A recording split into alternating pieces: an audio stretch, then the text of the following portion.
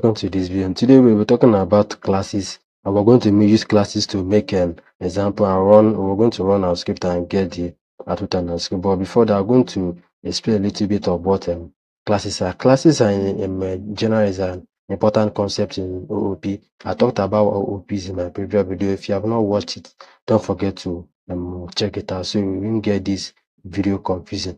So what is classes? Like I said in that video, we say that classes is a blueprint. So when I say blueprint, I mean a plan to build an object. And when you talk about the object, I say that the object can be anything like that of a car, house, lot of other things. And for let's use the example like when you see an engineer want to construct a house, see him with maybe a type of a transparent paper. That transparent paper holds the design, the structure of that of a building. You can look at that paper as the blueprint. When you look at that paper, you can call that paper a class. It's a concept in OOP programming. So how do you write a class in Python? Just the keyword class. And what you want to model, you must have a name. Let's say you want to model a house. So and don't forget to end with your colons.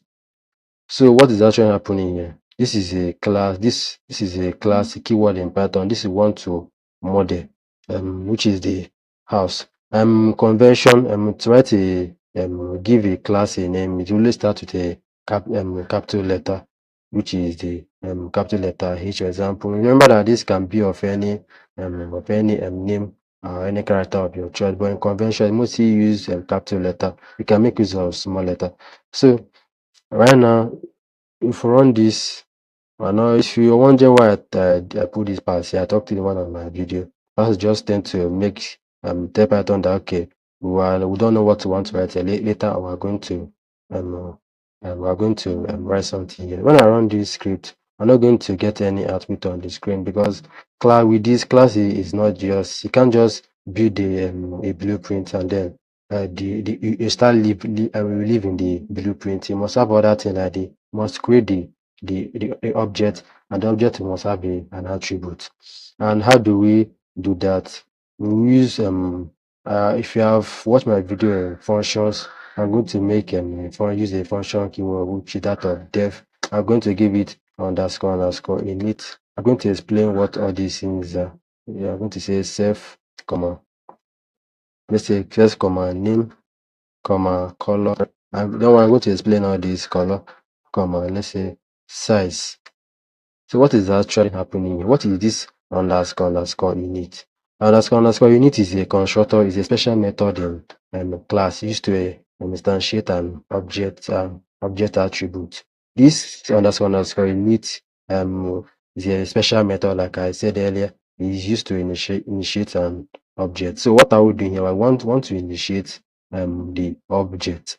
When I mean the object, let's see, and let me stop using object. For example, let me start using houses. We want to instantiate or start building our house, and that house we can call it an object. So so what are these name, color, and size? These are attributes. Like I maybe mentioned in that OOP video, I talked about what attributes are. Attributes are the data or properties associated with an object. For example, a house must, it's not a must, but most times the house have a name, it has a color, it has a size, it has a width, it has a length, it has a whole lot of other things. So this is what is called an attribute. What exactly is this self doing here? You can think of a self object being created. Think of it as referring to this particular as for example, every method inside the class takes self as the first argument to access or modify the object properties. So it's a method in general. So every method must have what's called self inside it, so we can be able to modify or access the object method. For you to understand what exactly is this self actually, think of it. Okay, let me complete it. Okay, so self name equals to name, self dot color is equals to color. We have self the size is equals to size. So what is actually happening here? Why am I putting self inside here. Like I said, this self is helps to target this particular class to avoid any local variable. Let's say in a situation I have something like outside and I set it to something like 8. If I didn't use this self inside there, it can get a little bit messy inside there. But this self, since this self is here, this self will be targeting this name, this color, this size that's inside this. May I not forget that this is basically just like how functions work. But with the normal function for to write a variable outside, and then if we don't make a variable, if we use the same variable inside there without actually making a new variable, definitely for that of Python, that of function will tend to use the global variable. So, but in this scenario, this self applying it here um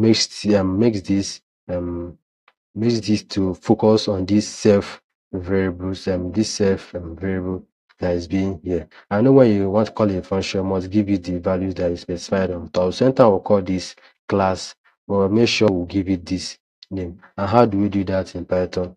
So this is just, let's say my house.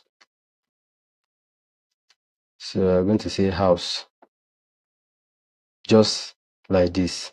And remember that we're trying to model a house, and the house has a name, color, size, and a whole lot of it. But these are the ones that we specify. So anytime we call this house, we'll make sure that we give it all these values, all these parameters that we specified here. So the first one is name. So I'm going to give it duplex, for example. And the second one is color. Let's give it green. Third one is let's say 30, and say 30 the size. So anytime I print my house dot name, so this is how you get the if you want to get the name, if you want to get the color, or if you want to get the size. So how are you going to do it? You call the variable that holds the class house. When you call it, you now give it dot the particular variable that you want. When I run this, I'm going to get duplex. When I run dot color, can see I was able to get green. Let me run the size. Okay, can see. Right now I'll be wondering if I can achieve this with basic function, the normal function. What is the essence of me writing classes? Like I may mention what object-oriented programming, it has a lot of advantage when compared to that of class, like that of inheritance. Like, and when we start doing inheritance, you're going to see that we can inherit from here without needing to explicitly write it again. You should know that you can call this as many as one. Let's say, we wrote one my house. Let me say my house 2, for example. Let's say my house 2, and I gave it duplex, and then I gave it white, for example, and I gave it the size to be maybe 60. So anytime I call my house 2, I'm still going to get 60, which I'm looking at this, which is talking about this variable that holds this class. So as we go on in this class tutorial, I'm still going to enjoy the benefit of class compared to functions. At times, just things you should know about class is just to modify a real life example, like what we did here. The class isn't the class keyword in Python programming language, and our mind want to model a house. We created the object. Yeah, the object we gave it and then we gave it an attribute like that of name, color, size. I will say that this init is a special, if you can call it a constructor, a special method in class used to initialize an object. Like we said, this is an object. This is what you use to initialize it. And I need to talk about this. The main function of this set is to directly point to all these parameter that was given here. So it will collide with the global variable. So when we say except the name, it directly pointing to this name. So and when we call the class house, I will give it the values that we specify there, which are the name, color, the size. So like I will give it when we print out the size, for example, we see we got 60. So this is just basically the simplest way class is being used.